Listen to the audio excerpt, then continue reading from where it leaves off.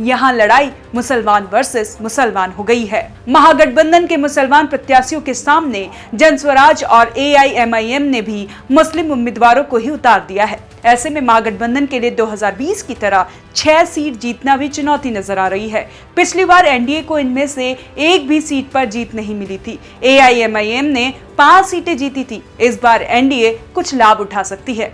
आज हम इस वीडियो में जानेंगे किन सीटों पर महागठबंधन को जनस्वराज और AIMIM डेंट लगाने को तैयार है, किन के बीच टक्कर है, पिछले चुनाव में क्या हुआ, चलिए जानते हैं।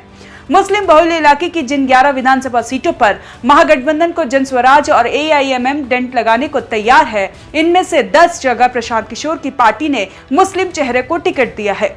AIMIM प्रमुख असुद्दीन ओवैसी ने सभी जगह मुसलमानों को चुनावी मैदान में उतारा है। वहीं एनडीए की तरफ से 4 सीटों पर मुस्लिम चेहरे हैं। 3 सीट तो ऐसी है जहां महागठबंधन, जनस्वराज, एनडीए और AIMIM ने भी मुस्लिम कैंडिडेट ही दिए हैं। इससे महागठबंधन के लिए पिछली बार की तरह 6 सीट जीतना भी कठिन हो जाएगा। अब बात करते हैं कौन सी बिहार की वो सीटें हैं जिसमें प्रशांत किशोर पूरे दमखम के साथ मैदान में उतरे हैं।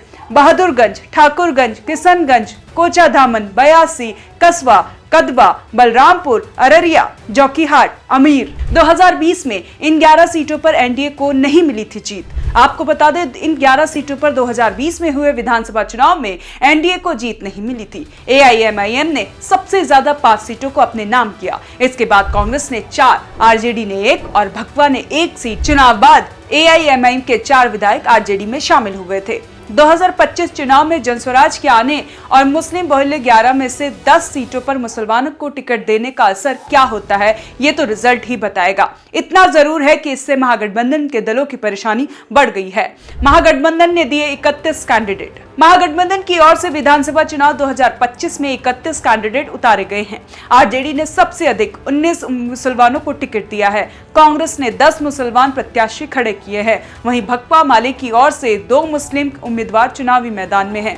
एनडीए के 5 मुस्लिम उम्मीदवार भाजपा ने नहीं दिया टिकट। एनडीए द्वारा 5 मुस्लिम उम्मीदवारों को चुनावी मैदान में खड़ा किया गया है। जेडीयू ने 4 और LJPR ने 1 मुस्लिम को टिकट दिया है। भाजपा ने किसी मुस्लिम को टिकट नहीं दिया है। ओवैसी की पार्टी AIMIM ने उतारे 26 मुस्लिम कैंडिडेट। ओवैसी ने अपनी पार्टी AIMIM से 26 मुस्लिम कैंडिडेट चुनावी मैदान में उतारे हैं। AIMIM ने 29 सीटों पर प्रत्याशी खड़े किए हैं। महागठबंधन, एनडीए और जनस्वराज तीनों ने सिर्फ एक मुस्लिम महिला को टिकट दिया है। वहीं AIMIM ने मुस्लिम महिला को चुनावी मैदान में नहीं उतारा है। जनस्वराज ने 29 सीटों पर मुस्लिम उम्मीदवार दिए हैं। बिहार के 7 जिलों के 53 विधानसभा सीटों पर मुसलमान की संख्या जो है वो 21 से 68 तक है। ये जीत हार तय करने में बड़ी भूमिका निभाती है। कटिहार, किशनगंज, अररिया, पूर्णिया, दरभंगा, सीतामढ़ी और पूर्वी चंपारण जिले के विधानसभा क्षेत्रों में मुसलमानों की संख्या ज्यादा है। 2020 में हुए विधानसभा चुनाव में आरजेडी ने सबसे अधिक 17 मुस्लिम उम्मीदवार उतारे थे।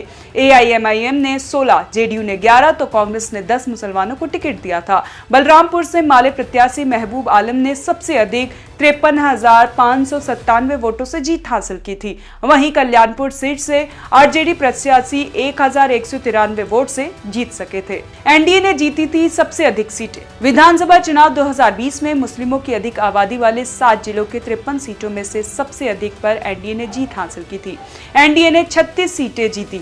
महागठबंधन के खाते में 12 सीटें गई। AIMI ने 5 सीटों पर जीत हासिल की। ऐसे में प्रशांत किशोर महागठबंधन को नुकसान पहुंचाने की स्थिति में तो नहीं है, लेकिन AIMI से खतरा है। हालांकि जानकारों के अनुसार प्रशांत किशोर मुस्लिम बहुल्य सीटों पर गठबंधन को बहुत नुकसान पहुंचाने की स्थिति में नहीं है।